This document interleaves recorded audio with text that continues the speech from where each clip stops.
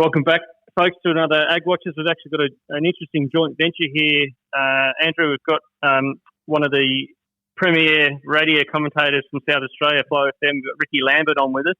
And I believe we're going to kind of run this both as a radio session and an AgWatchers podcast. So it's very interesting times.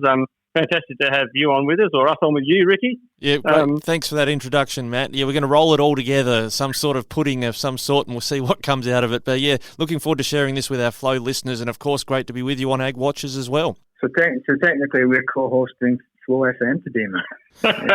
Exactly. I mean, it's dangerous times for the team at Flow FM, getting us a little bit. It's like when someone goes on holidays and they hand across their Twitter account or their Facebook account to someone else, for a few hours to run. I'm just pretty excited because we're finally getting a paycheck. I'm looking forward to this massive paycheck that we're going to get in post in the next couple of days. Just about that. It can be dangerous handing over to other people. I was at a football match years ago now where the minister, government minister, had been given her own access to her Twitter account, usually handled by her minders, and sitting there, and the minder was there freaking out because she'd tweeted something defamatory about another politician. Just give her the keys for 5 minutes. This is what happens. So it'd be remiss of us, Ricky, for those of the Flow FM listeners that don't listen to AgWatchers, it'd be remiss of us not to do our introductory session of the Sixth Sense, which is a bit of a word association that we do when we're speaking to our guests, where we fire a word at you and you just come back with the first thing that comes to mind. Are you game? Are you up for that? Oh, I love it. Yep, let's do it. Food inflation. And what am I meant to say?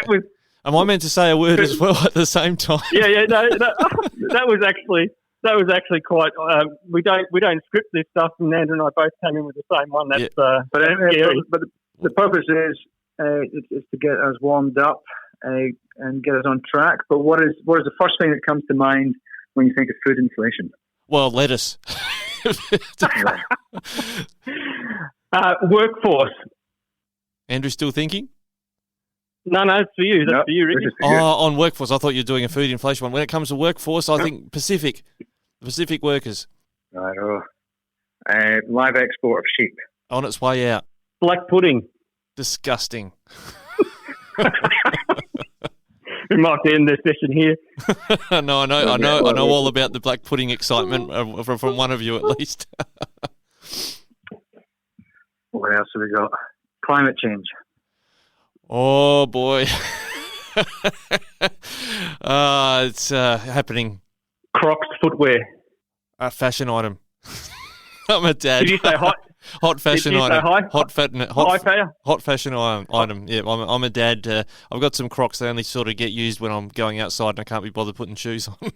Well, you failed the black pudding one, but you've come back in again with the love of Crocs. Yeah, so. with socks on inside the Crocs. Socks and Crocs. The thickest, longest socks you can find, up to your knees. So, but it is interesting. So food inflation, the first thing you think about is lettuce, yeah? Yeah, it's just because there's a lot kicking around in Australia at the moment about the price of lettuce. My wife's mentioning not just that, broccoli and other things at the supermarket. So people are starting to suddenly feel that pinch. I saw on social media as well just last week that there were some Chinese restaurants that aren't serving dang choy bao, the kind of mint stuff inside the lettuce because the lettuce was getting too cost prohibitive to be able to make a quid out of it. So it's impacting everyone, really. Yeah, I saw someone trying to be cheeky on social media saying they're getting rid of their cannabis crop. They're growing indoors hydroponically and growing lettuce instead. Well, it's a profitable industry if you got some lettuce on the go. But I think, looking back at that food inflation, it is really interesting to see that food is finally in this sort of the mind of the average consumer now, because people complained when fuel prices go up, when diesel price goes up, that type of thing, electricity costs, interest rates. But in recent years, people in Australia and the West in general haven't really had much to complain about when it comes to food. Food's massively cheap. Like even last night, I went to the gym and then I went to Coles and I picked up a steak, treat myself, and it was still only $12 for a steak, which was a nice, good steak. And I thought, it's still actually pretty cheap. So food is still even though food's going up, it's still not that expensive, really. Yeah, I co-host and I think I co-host a breakfast show here on Flow, and we have pulled up, we have this On This Day in History sort of reminiscence section, and I pulled up because it was something about Pizza Hut's first restaurant opening, the ad from 1992, 131166, Pizza Hut delivery, and the price of the pizzas, 2 pizzas for $19.90. I said, well, that's what you pay today for a pizza. So, for 2 pizzas, and, from a cheap Domino's Pizza Hut style, it's what you do. So I think that's a good indicator, isn't it, that the food price has been reasonably well contained in Australia? It has been. It has been, and the other aspect too, I think, is not just the outright price you're paying, but the proportion of the normal spend. So what if you look at the overall wage that you're getting paid, how much of that wage is going on items like food, and it's a small amount. I know, Andrew, you've done some work on that, looking at the proportion that we spend in Australia and the Western world compared to other countries, how much they spend on their food as part of their overall wage. Yeah, if you basically chart it around the world, you've got the sort of the left-hand side, around 10 to 15%. And that's basically UK, USA, Canada, basically all these Western countries, basically European countries and the US and Oceania. And then as you go further to the right, it gets higher and higher till you get to Middle East and Africa, where it's 45% of the average income and above is spent on food. And that's the key thing. Like, food inflation for us is an inconvenience, but we're not going to starve, and that's the reality. Whereas people around the rest of the world, they're still facing the same food inflation, and I think that's probably an important thing to consider. I hear quite a lot that it's because of the government, and whichever colour it is. The Labour government's only been in for 3 weeks, 4 weeks, so we can't blame them. We can't blame the old one either. Because it's nothing really to do with the government. It's a globally driven food inflation period. And, inflation of everything, really. So it's not one country that's causing it. Well, actually, that's a lie. Probably isn't. We can blame one government, but they're not. We can blame our government. Not our government. We can blame the Russian government, because that is a big driver of it. Big driver of it is them invading Ukraine and taking away huge supplies of corn, wheat, barley, and sun oil off the market. So if anyone wants to blame anyone, blame Putin. Now, do we want to pull out the tinfoil hats here and see if we want to blame Russia, as they always premeditated creating a food crisis to get outcomes going into Ukraine, or we think that's just been a secondary outcome of the other beef they had about Ukraine? Look, it's just a side effect of them invading Ukraine. As soon as they invaded Ukraine, then export flows from that part of the world going to stop. That's not a conspiracy. That's just a secondary factor. However, it's pretty clear at the moment is that they are using it as a bargaining chip. They know that everyone's concerned about the Middle East and North Africa and instability caused by lack of food, and so what they're doing is they're saying, well, yeah, we'll remove the sanctions. We'll allow grain to flow from Ukraine, but we want you to look at the sanctions first. I saw you. Sorry, Andrew. I saw you posting something on Twitter, I think, about Joe Biden's not sending the tanks in; he's sending the silos in. Have I got that right? He's trying to help store stuff off the border of Ukraine. Yeah, well, because at the moment the ships aren't flying, and that's how grain is going to get out of the country. So the idea is they send it on train into Europe, and then from Europe onto ports there. Look, it's a really populist sort of policy to say, right, we'll just build something. Let's build some silos. Fantastic. Huge amount of problems with that. It's going to take a while to actually do that and do it properly. The reason why logistics can't really flow into Europe all that easily is because in Ukraine they use a different rail gauge to Europe. So they've got to change the trains, or change the bogies underneath them. So the idea is they can get the grain off quicker into temporary silos and reload. The problem you got then is, well, if it's successful, it's going to be a disaster. So if it's successful, you get 20 million tons going into Poland. Well, that's going to overflow all of their own logistics networks. Poland's a big producer of grain. And I used to work for a company that owned a port in Poland. So all of a sudden, you've got 20 million tons having to get out the same ports. They're not designed to automatically just have another 20 million tons go through them. We can do that here. And so there's all these unintended consequences of any government action.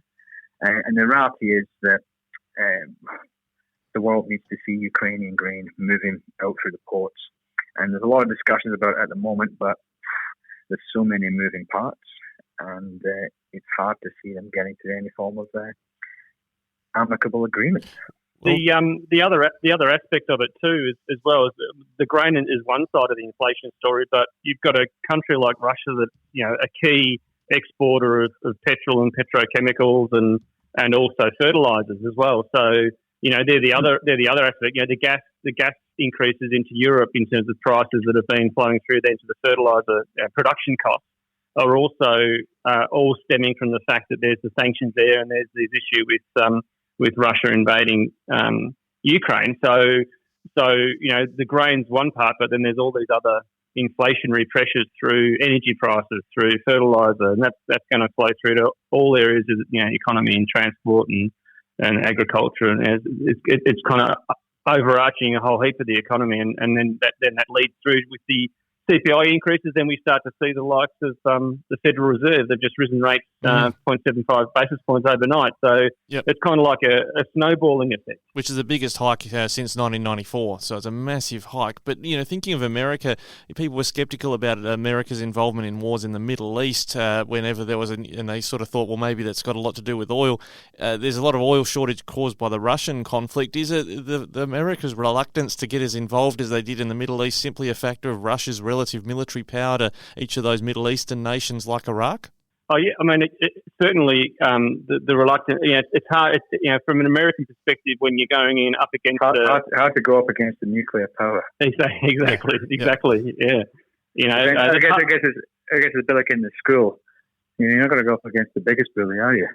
Yeah. The nuclear threat, that mutually assured destruction, is probably what has prevented a bigger move from the Americans in the Ukraine as they did in the Middle East. Yeah, part of the reason behind the politics of not wanting to have, you know, the whole invasion of Iraq. Obviously, you know, in hindsight, it was shown that some of the intelligence wasn't quite as accurate as what we would have hoped it to be in terms of the weapons of mass destruction that Iraq were amassing. But, you know, part of that reason and part of the reason why we don't want to see the Iranian government, from a Western perspective, get access to, you know, kind of military grade uranium and that kind of weaponry, is because of that concern that that's another kind of kind of counterparty over, you know, that's got access to that quite dangerous nuclear weaponry. So, you know, you've got to try and limit who's got that. I think these are the problems that it has, that when you've got a country like Russia. Sorry. No, you go. Well, I was just wondering, you know, this war's, like, when we're recording this, about 112 days old, but I think the Afghanistan war set records in terms of how long that went. What does a protracted war with Russia-Ukraine actually end up looking like when it comes to, we're talking about one cropping season not being available. What about if it's multiple seasons and a continued denial of fuel and also those other inputs that we need for farms coming out of that Russia-Ukraine region? I think that's my biggest fear, is that there doesn't seem to be the appetite to stop from either side. And I can understand from the Ukrainian point of view, you know, you're protecting your homeland. But from the Russian point of view, there doesn't seem to be much appetite for stopping. And I guess if we look at, you know, Russian involvement in Syria, you know, which nobody really looked at because it wasn't considered that important, I guess, is that they continued there for 6 years.